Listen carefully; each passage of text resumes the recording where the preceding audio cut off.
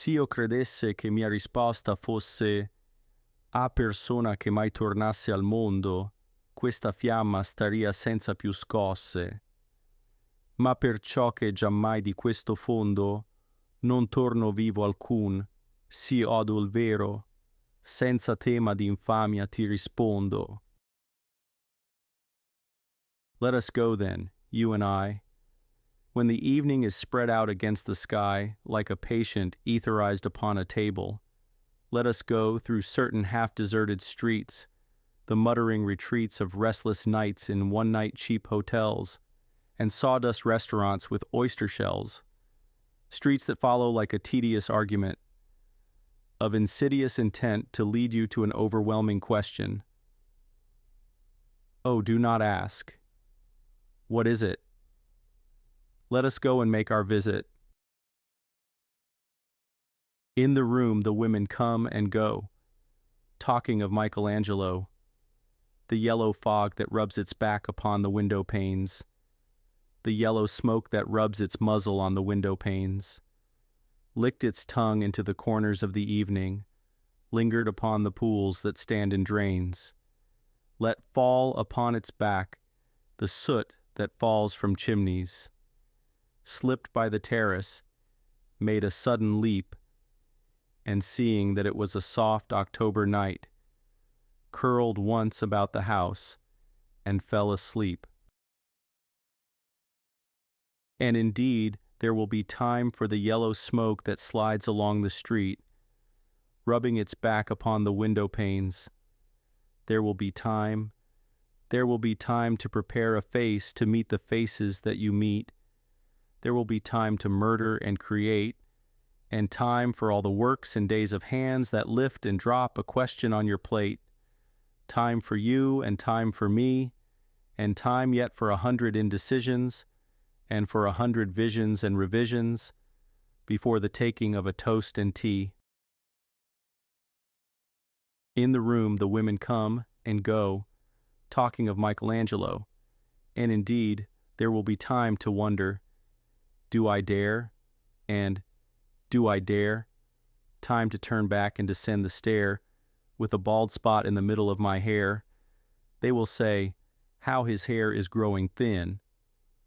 My morning coat, my collar mounting firmly to the chin, my necktie rich and modest, but asserted by a simple pin. They will say, but how his arms and legs are thin. Do I dare disturb the universe? In a minute there is time for decisions and revisions, which a minute will reverse. For I have known them all already, known them all, have known the evenings, mornings, afternoons. I have measured out my life with coffee spoons. I know the voices dying with a dying fall, beneath the music from a farther room. So how should I presume? And I have known the arms already, known them all, arms that are braceleted and white and bare, but in the lamplight, downed with light brown hair. Is it perfume from a dress that makes me so digress? Arms that lie along a table or wrap about a shawl. And should I then presume? And how should I begin?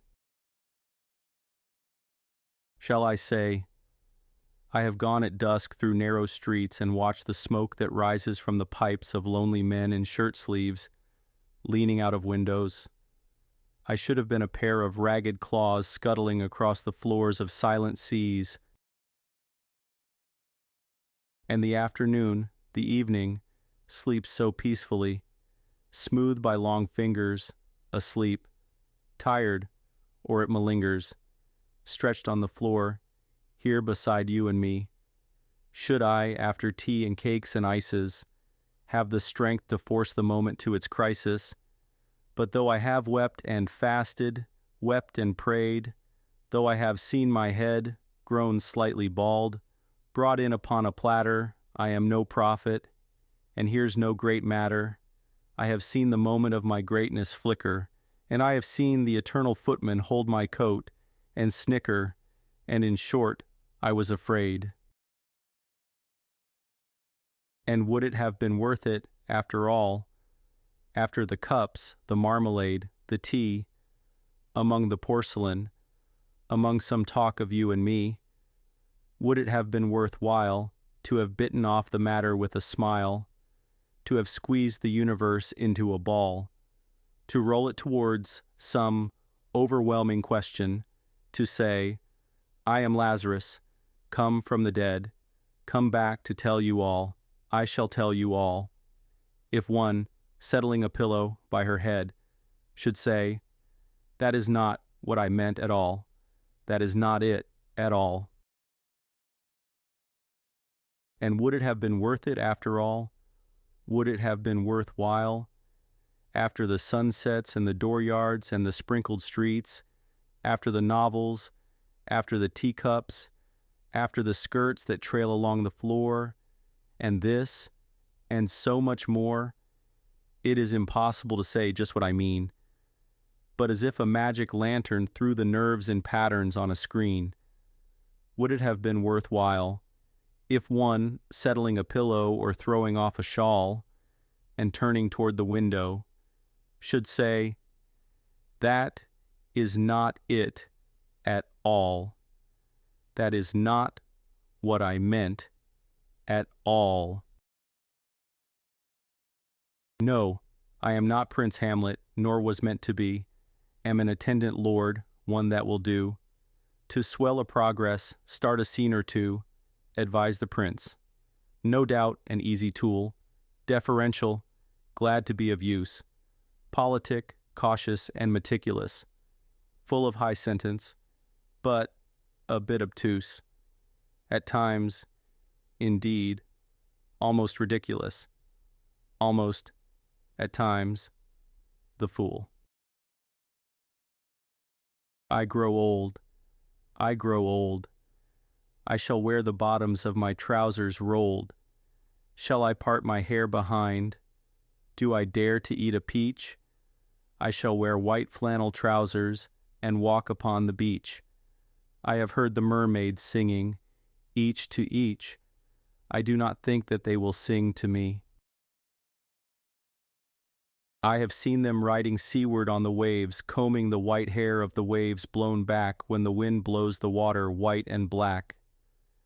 We have lingered in the chambers of the sea by sea-girls wreathed with seaweed, red and brown, till human voices wake us, and we drown.